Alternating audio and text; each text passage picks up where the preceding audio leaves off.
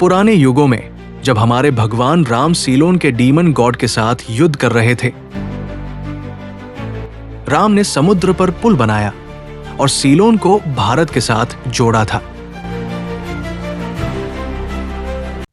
ताकि उनकी सेनाएं आसानी से गुजर सकें। और उन्होंने अपने सेनापति हनुमान को पुल के लिए सामग्री लाने के लिए दैवीय शक्ति से प्रेरित सैमसन की तरह भेजा।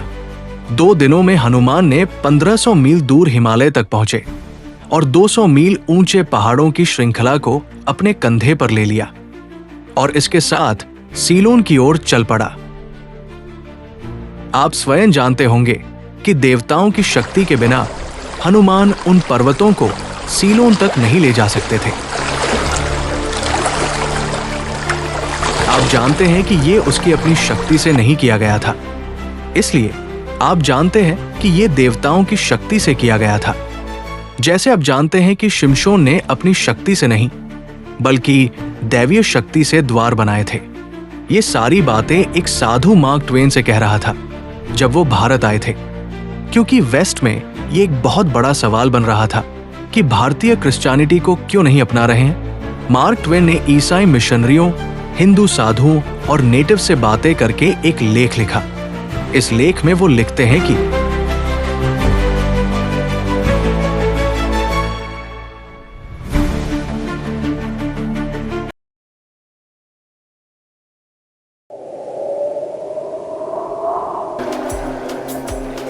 एट होम लोग आश्चर्य करते हैं कि भारत में क्रिश्चियनिटी तेजी से प्रगति क्यों नहीं कर रहा है।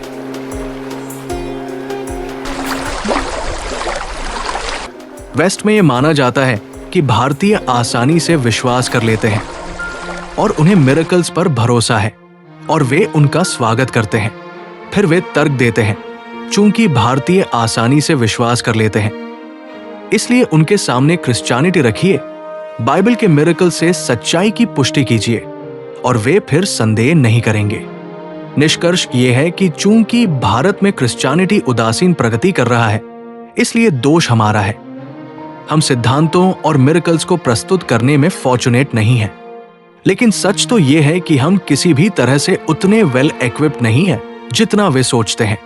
हमारे सामने आसान काम नहीं है।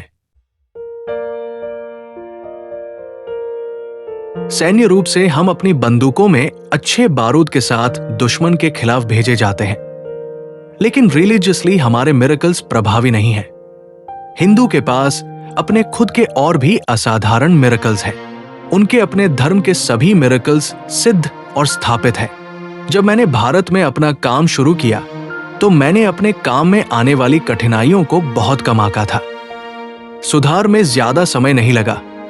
मेरे संदेश को ध्यान से सुनने के लिए मुझे केवल चमत्कारों को आकर्षक बनाने की जरूरत थी।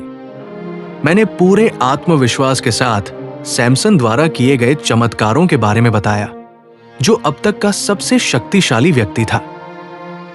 पहले तो मैंने लोगों के चेहरों पर जीवंत प्रत्याशा और गहरी दिलचस्पी देखी, लेकिन जैसे जैसे मैं घटना दर घटना आगे बढ़ता गया, मुझे यह देखकर दुख हुआ कि मैं अपने दर्शकों की सहानुभूति लगातार खोता जा रहा था। यह मेरे लिए आश्चर्य और निराशा की बात थी। इससे पहले कि मैं समाप्त करता, सहानुभूति उदासीनता में बदल गई थी। उसके बाद अंत तक उदासीनता बनी रही। एक अच्छे पुराने हिंदू सज्जन ने मुझे बताया कि मेरी परेशानी क्या है। उन्होंने कहा, हम हिंदू किसी भगवान को उसके काम से पहचानते हैं। जाहिर है ये आप ईसाइयों के साथ भी है, और हम जानते हैं कि जब किसी व्यक्ति को भगवान से शक्ति मिलती है तो वो उन चीजों को करता है जो वो एक इंसान के रूप में एक इंसान की शक्तियों से नहीं कर सकता। आपने देखा कि सैमसन के बालों में एक अलौकिक गुण था, क्योंकि आपने देखा कि जब उसके बाल झड़ गए तो वो दूसरे लोगों की तरह हो गया।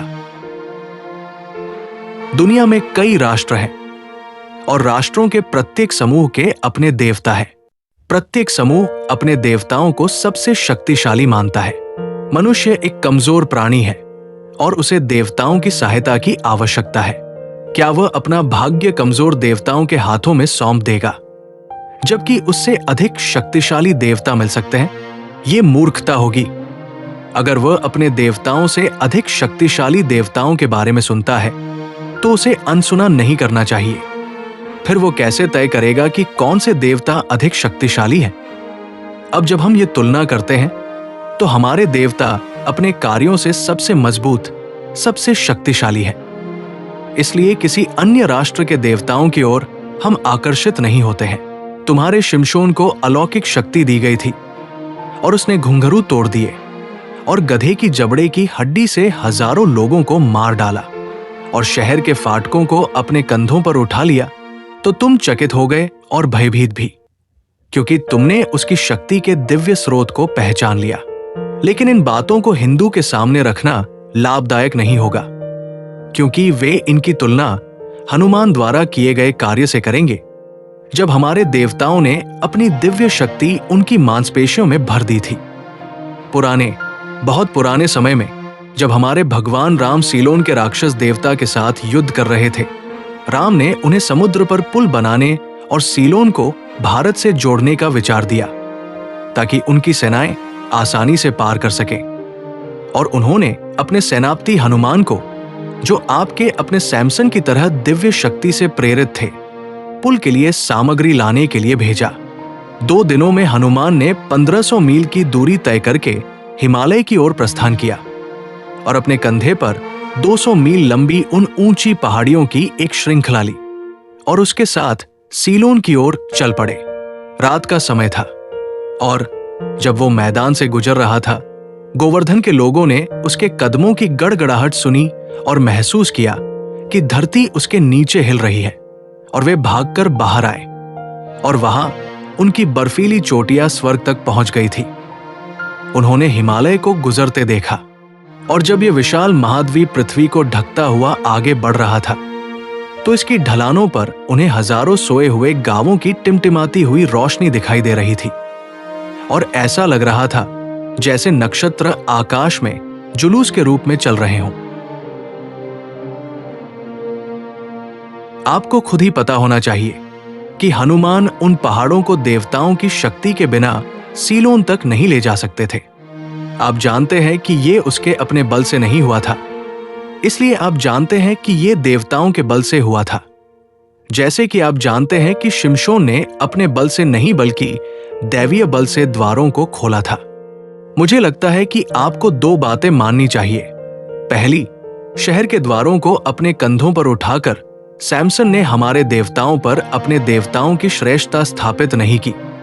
दूसरी, कि उसके पराक्रम का समर्थन किसी और के द्वारा नहीं बल्कि मौखिक साक्ष्यों द्वारा किया गया है, जबकि हनुमान के पराक्रम का समर्थन केवल मौखिक साक्ष्यों द्वारा ही नहीं किया गया है, बल्कि ये साक्ष्य दृश्यमान ठोस साक्ष्यों द्वारा पुष्टि, स्थापित और सिद्ध किया गया है, जो सभी साक्ष्यों में सबसे मजबूत है। हमारे पास बलुआ पत्थर की पहाड़ी है, और जब तक ये बनी हुई है हम संदेह नहीं कर सकते और करेंगे भी नहीं। क्या आपके पास द्वार है?